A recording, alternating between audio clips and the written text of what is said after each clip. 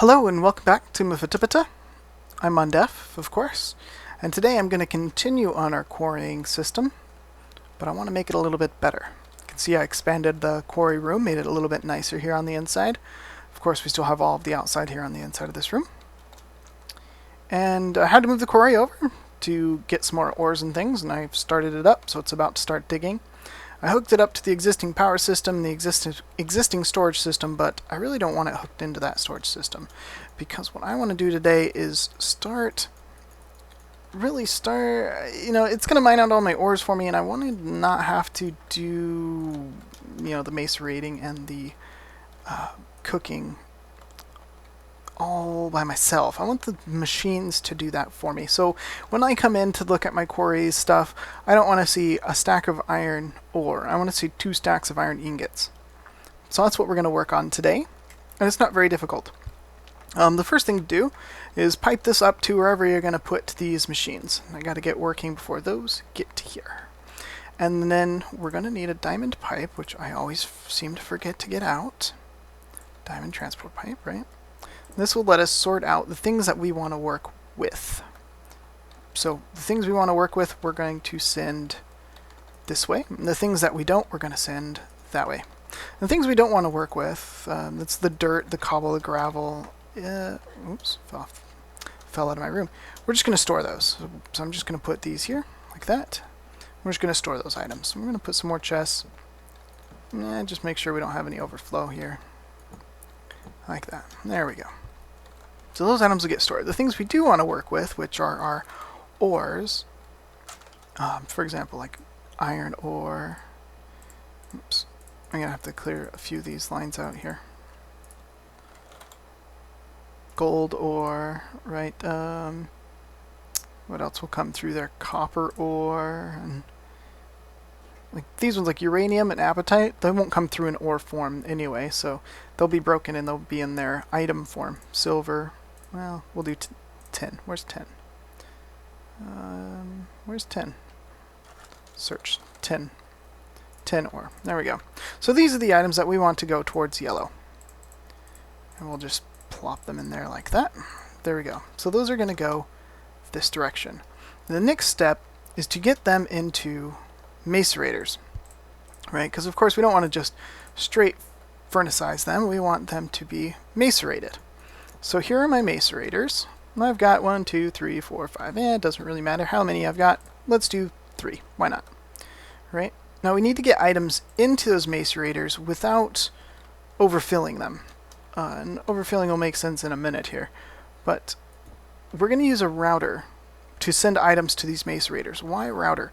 Well, turns out buildcraft pipes are terribly inefficient when it comes to distributing things into a set of machines. If you only want to pipe it into 1 macerator, it would work great. But if you want to pipe it into 3, so for example, if we came across here with this pipe, no router, and we came across here like this, well, assuming that they're all the same type of ore, which of course is going to be the case, but let's just, for the sake of argument, say that they were, the first iron ore would come, and 50-50 chance it would go into the macerator, 50-50 chance it would continue down the pipe. So this one's going to get 50% of the ores. The next one, 50-50 chance, 50% is going to go in here, 50% is going to go that way. But we only have 50%, so 25% of the ores go down, and 25% of the ores go across. This doesn't seem terrible, 50, 25, 25, but imagine what happens when we do this.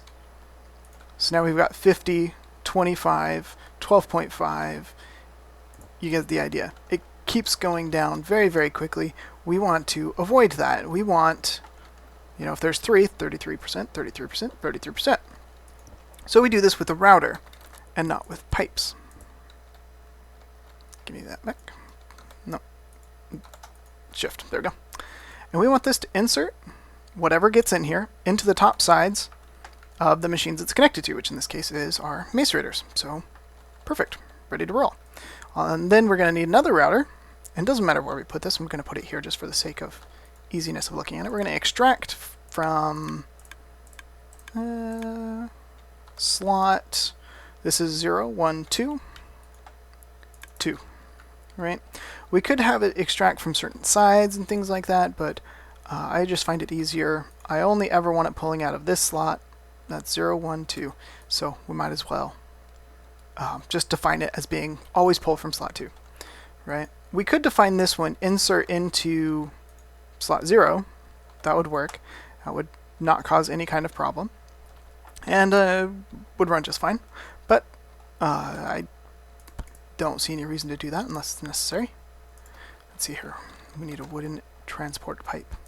And to get the item out of the router, we're going to just use wooden transport pipe and redstone engine like this, and we'll just put a piece of iron ore on top of that to act for our lever. And we're going to move that into another router. And this router is going to move to put the items into our electric furnaces.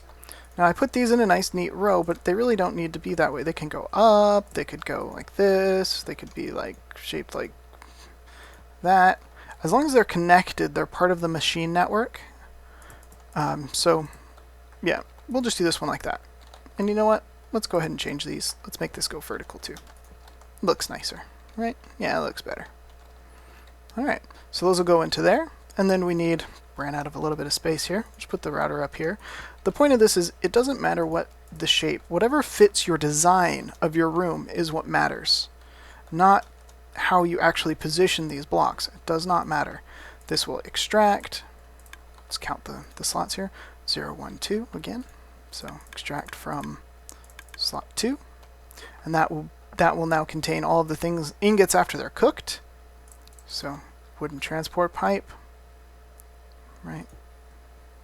And we're just going to take this cobblestone transport pipe across the top of the door frame, and voila! We've got our ingot chest.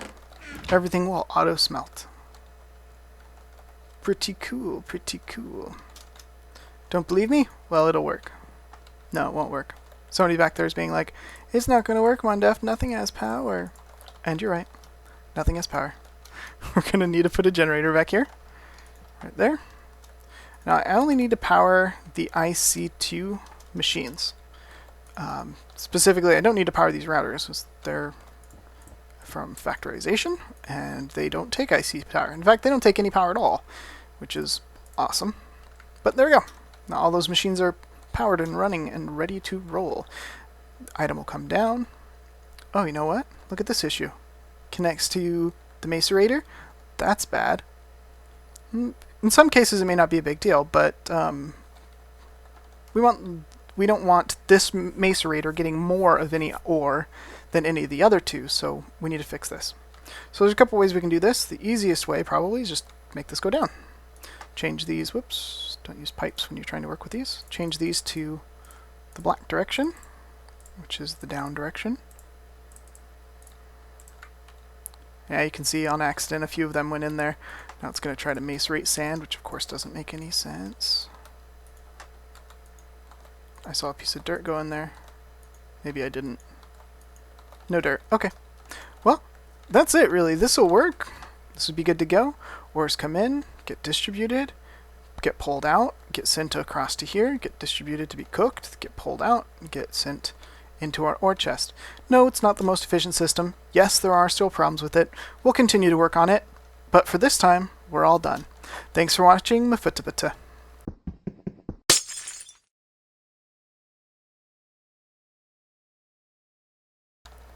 Proof it works. See? No problem. That's tin and iron. Works great.